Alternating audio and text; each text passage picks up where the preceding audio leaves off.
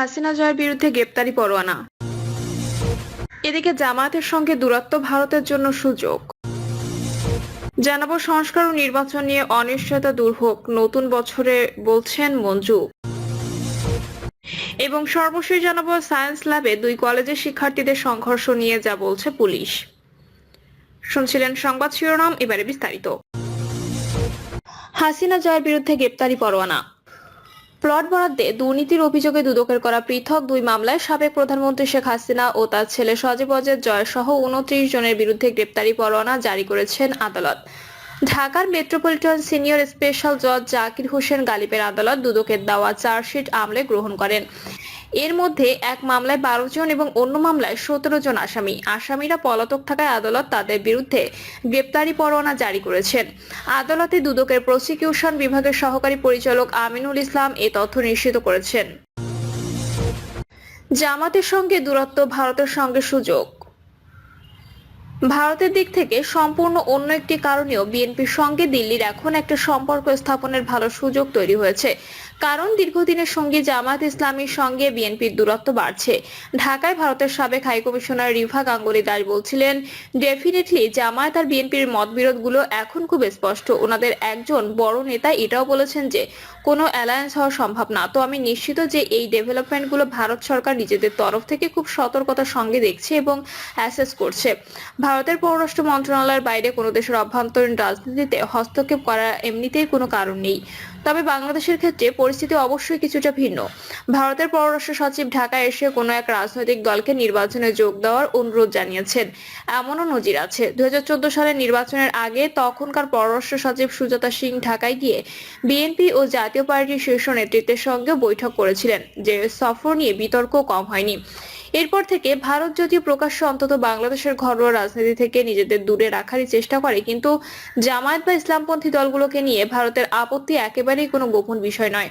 BJP MP শ্রমিক ভট্টাচার্য যেমন সরাসরি বলছেন, তবে আমরা স্পষ্টই জামায়াতের যে চিন্তাভাবনা, তালেবানাইজেশনের যে কনসেপ্ট, তার ঘোরতর নিন্দা করি। এটা যে বিরোধিতা করে যাওয়া, সেটা আমরা করছি এবং করেও যাব। ভারতের কর্মকর্তা ও নীতি নির্ধারকরা এখনো একান্ত আলোচনায় পরিষ্কারই বলছেন, আগামী দিনে বিএনপির সঙ্গে তাদের যে কোনো সম্পর্কের ক্ষেত্রে অন্যতম প্রধান শর্ত হতে হবে জামায়াতের প্রত্যক্ষ পরোক্ষ সঙ্গ তাদের ত্যাগ করতেই হবে। তবে অতীতের অভিজ্ঞতা থেকে শিক্ষা নিয়েই হোক বা অন্য যে কোনো কারণেই হোক, ভারত কিন্তু এখন স্থির করেছে নির্বাচনের আগে অন্তত বাংলাদেশের বিশেষ কোনো দলের প্রতি প্রচ্ছন্ন সমর্থন জানানো হবে না, বা থাকলেও অন্তত সেটা প্রকাশ করা হবে না।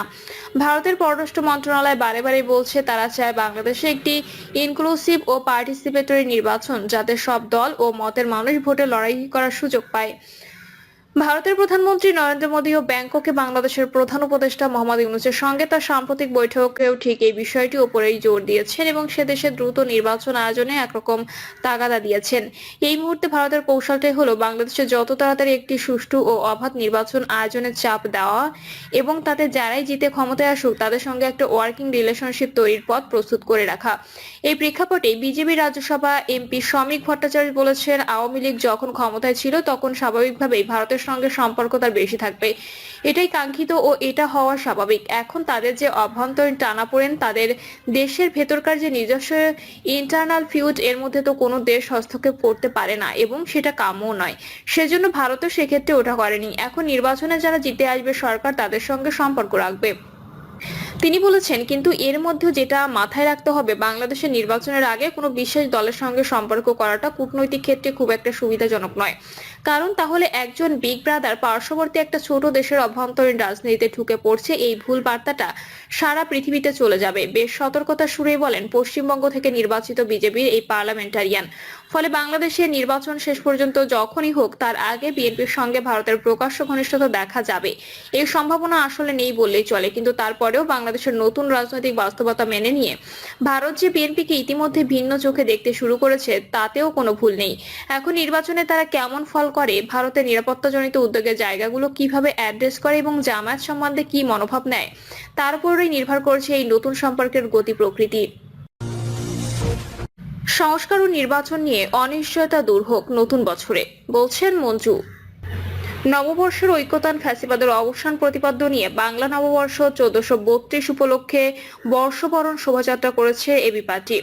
এবি যুব পার্টির সদস্য সচিব হামিদুজ্জামান খোকনের সঞ্চালনায় বাংলাদেশ মানুষের প্রাণের উৎসব বর্ষবরণ শোভাযাত্রাতে উদ্বোধন করেন 21শে পদকপ্রাপ্ত শিক্ষাবিদ ডক্টর সুকোমল বড়ুয়া। তিনি বলেন, বাংলা নববর্ষ বাঙালি প্রাণের উৎসব। ফ্যাসিবাদী অপশক্তি বাঙালি জাতিসত্তা বিরোধী নানা অনুষঙ্গ যুক্ত করে যা এতদিন গণমানুষের ঐক্য বিনষ্ট করে নানা বিভক্তি তৈরি করে রেখেছিল। দীর্ঘ সময় বাংলা নববর্ষ আটকে ছিল ধর্মীয় বিভক্তি, বাঙালি বাংলাদেশি বিভক্তি, ধর্ম নিরপেক্ষতার বিভক্তি নিয়ে। আমাদের মনে রাখতে হবে, জাতি ধর্ম বর্ণ নির্বিশেষে আমরা এই মাটির সন্তান। এই মাটির সব সংস্কৃতি আমাদের ধারণ করে ঐক্যবদ্ধভাবে এগিয়ে যেতে হবে। তিনি আরো বলেন, গণ অভ্যুত্থানের মাধ্যমে আমরা নতুন করে ঐক্যবদ্ধ হয়েছি। কোনো রাজনৈতিক দলের মধ্যে নির্বাচন নিয়ে এক ধরনের সংশয় কাজ করছে। অনেকে মনে করেছেন এ সরকার নির্বাচন না দিয়ে দীর্ঘ সময় ক্ষমতায় থাকতে চাচ্ছে, কিন্তু সরকারের নীতি নির্ধারণী পর্যায় থেকে এই ধরনের কোনো বক্তব্য আমরা পাইনি। কাজেই এখন আমাদের ঐক্যবদ্ধভাবে দেশ জাতিকে এগিয়ে নিতে হবে। নির্বাচন নিয়ে বিভ্রান্তির কোনো সুযোগ নেই। সংস্কার ও নির্বাচন নিয়ে অনিশ্চয়তা দূর হোক নতুন বছরে। শোভাযাত্রার উদ্বোধন ঘোষণা করে ডক্টর সুকোমল বড়ুয়া বলেন, এবি পার্টি আমার দেহ ও মনোজগতের মধ্যে জায়গা করে নিয়েছে। আগামীর বাংলাদেশ বিনির্মাণের স্বপ্ন বাস্তবায়ন এবি পার্টির পক্ষে সম্ভব। সব ধরনের সংস্কৃতিকে এবি পার্টি ধারণ করে। রাষ্ট্রযন্ত্র বিনির্মাণে এখন এবি পার্টির প্রয়োজন অনস্বীকার্য। আজ নববর্ষের যাত্রার দিন। অতীতের জরাজীর্ণতা ছাড়িয়ে নতুনের যাত্রা, এসব স্মৃতিকে নিয়েই আমাদের নতুন বাংলাদেশ। আগামীর নতুন স্বপ্নগুলো বাস্তবায়ন করতেই নববর্ষের যাত্রা। তরুণের আগমন ঘটিয়ে নতুন বাংলাদেশের যাত্রা শুরু হবে বলে আশা করেন তিনি। বিশেষ অতিথির বক্তব্যে বিভিন্ন অভিনেত্রী ও শিল্পী আরজুমান্দ আরা বকুল বলেন, বাংলা নববর্ষ পুরাতনকে বিদায় করে নতুনকে অবগাহন করার দিন। আজ সাজানোর দিন। ঘর সাজাবো, মন সাজাবো, সর্বোপরি আমরা দেশকে সাজাবো। যা কিছু চির সুন্দর তার সঙ্গে যেন আমরা সবাই থাকি, সেই আহ্বান তিনি জানান। সায়েন্স ল্যাবে 2 কলেজের শিক্ষার্থীদের সংঘর্ষ নিয়ে যা বলছে পুলিশ। পূর্ব শত্রুতার জেরে রাজধানীর সায়েন্স ল্যাবরেটরি মোড়ে ঢাকা সিটি কলেজ ও ঢাকা কলেজ শিক্ষার্থীদের মধ্যে পাল্টা ধাওয়া ইটপাটকেল নিক্ষেপের ঘটনা ঘটেছে। এতে আহত হয়েছেন 2 শিক্ষার্থী। এই অবস্থায় ঘটনার সূত্রপাত সম্পর্কে জানতে এবং ভবিষ্যতে এমন ঘটনার পুনরাবৃত্তি না ঘটে সে বিষয়ে কার্যকর পদক্ষেপ নেওয়া হবে বলে জানিয়েছে পুলিশ।